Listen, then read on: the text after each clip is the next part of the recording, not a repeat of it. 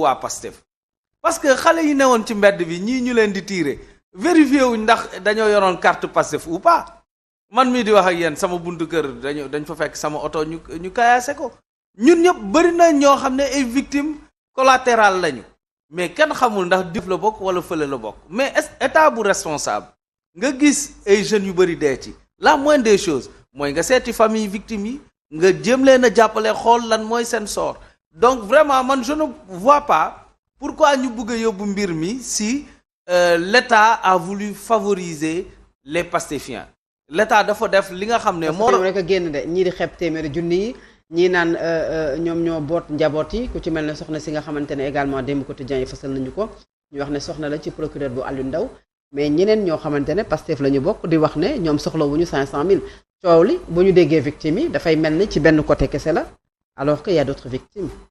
fii yaatu na léegi commission bi nag moo xam. ci lan lay tàmbalee. vraiment man jàpp naa ne sax montant yi. demeewul noonu. c'est que état dafay def lu mu mënul ñàkk a def rek. parce que il faut mu def un geste.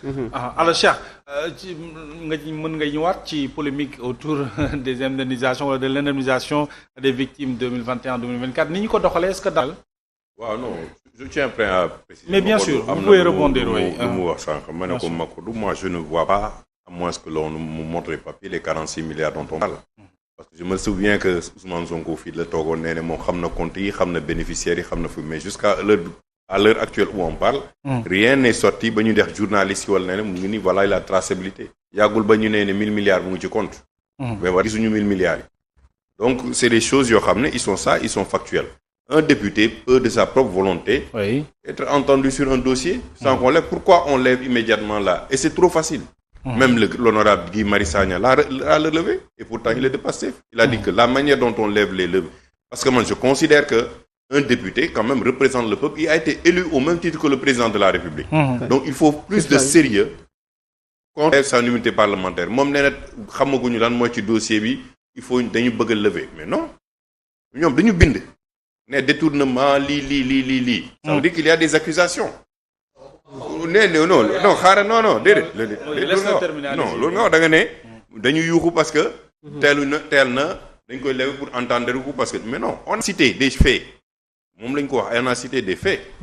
et on lui a même pas donné l'opportunité de quoi que ce soit. dañ ñëw rek lever alors que c'est un député qui a été élu par un peuple. loolu dañ ko war a mën a respecter. c'est-à-dire que la procédure judiciaire. et de la même lu ñu wax ci c'est ça.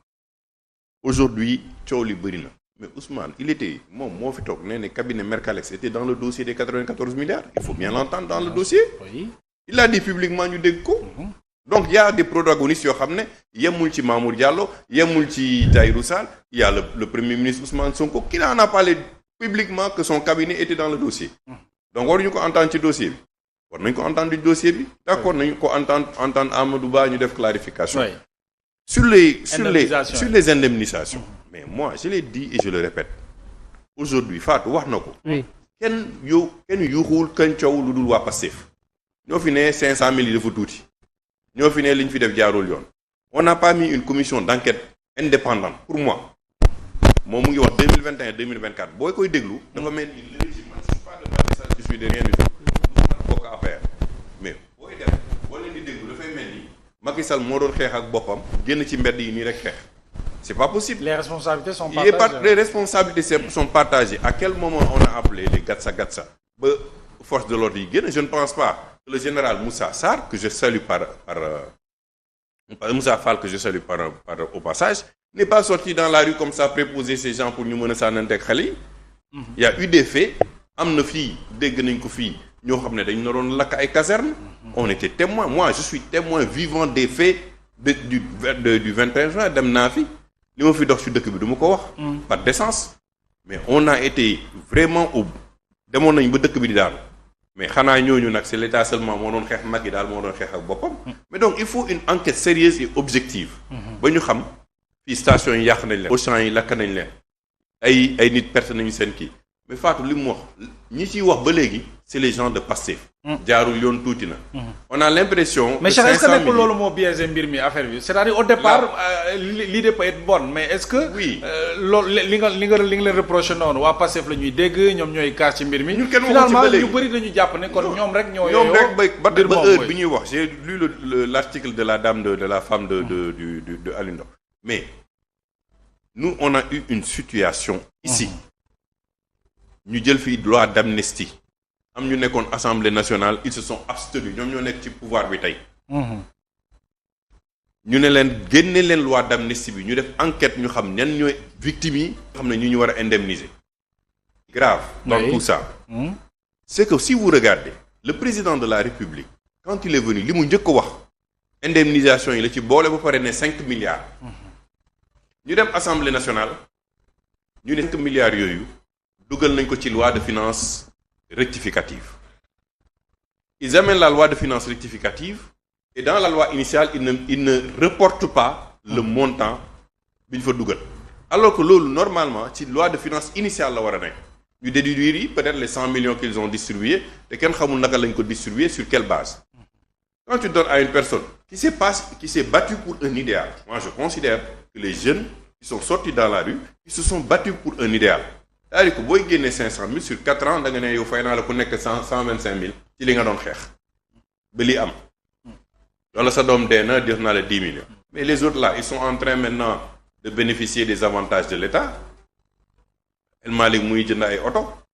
te démb moo ne woon oto yi waruñu ko jënd yàqum xaalis la ba tey.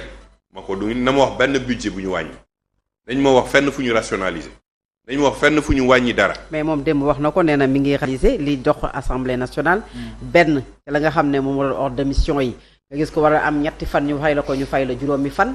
bëri na fa marché yoo xamante ne amul woon benn transparence dinañu taxawal une cellule des marchés à l'assemblée nationale mais doter également les députés de véhicules permettre leen aussi ñu indépendant mën a def seen liggéey mu jaar yoon. tout à fait d'accord fii laa toog seen plateau. man leen il faut pas que nos députés soient misérables j'ai dit man bu ma nekkoon ñoom sax du ma dindi indemnité yi ñu joxoon député yi. defal nañ leen ko ba pare nañ leen bàyyi jëndal leen oto. xaalis bi bu ñuy fay député même boo koy fay 5 millions génnul Sénégal. day génn dem ci supermarché dem ci mbokk mi il dépense dans l'économie sénégalaise du xaalis bu muy jël di yóbbu à l'extérieur. mettez les députés dans de bonnes conditions. toutes ces questions de marché ak loolu nous on a été mais. Thierno Bocoum lu tax ñu wàccee woon ko commission bi mu nekkoon c'était pour la transparence on est sur la même longueur d'onde mais dafa am loo xam ne ñoom ñoo ko waxoon démb nee ne oto yi mais est-ce que da ngeen bëgg a opposer woon noonu parce que depuis 9 mois non je veux dire depuis 9 mois tout opposant sur les plateaux mi ngi teg vaar que ne Ousmane Sonko waxoon na li amul am ne moom mooy El Malick wax keneen ak keneen noonu oui peut-être que ils se sont rendus compte que y a les réalités du pouvoir que lii moo gën pour le Sénégal en ce moment il faut pas applaudir moom laa lay wax xam nga lu tax parce que quand on leur expliquait que l'État fonctionne d'une certaine manière ils avaient solution ils avaient projet ils ne voulaient pas entendre ñu leen non l'État a un mode de fonctionnement aujourd'hui ils se rendent compte que l'État a un mode de fonctionnement. Tout à fait. Parce que du question ay opposé moi je suis même pas dans l'esprit d'une ay opposé wala affaire mais c'est de dire aujourd'hui même sur la suppression des 2 entités HCCT ak yooyu mais en d'autre côté ñu ngi bëgg créer d'autres organes. Ah oui aujourd'hui ah oui d'autres organes parce que le président non mais le Ousmane Sonko il a dit à l'Assemblée nationale qu'on va mettre un haut conseil de la diaspora. Mais il y a ça existe déjà et la représentativité au sein de l'Assemblée nationale il y a 15 députés de la diaspora ils servent à quoi? Vous voyez un peu il faut bu nekkee dëkk bi metti na dëkk bi nekk en ruine li ñu njëkk a def mooy seen principe bi ñu njëkkoon wax dañuy dindi fonds yi. Alors Cheikh pour aller vite xam naa waxtu bi duñu ko may te on a beaucoup de choses à dire sur l'histoire des 300 milliards yi ñu ne Sénégal bon ñàkk na ko si on peut l'appeler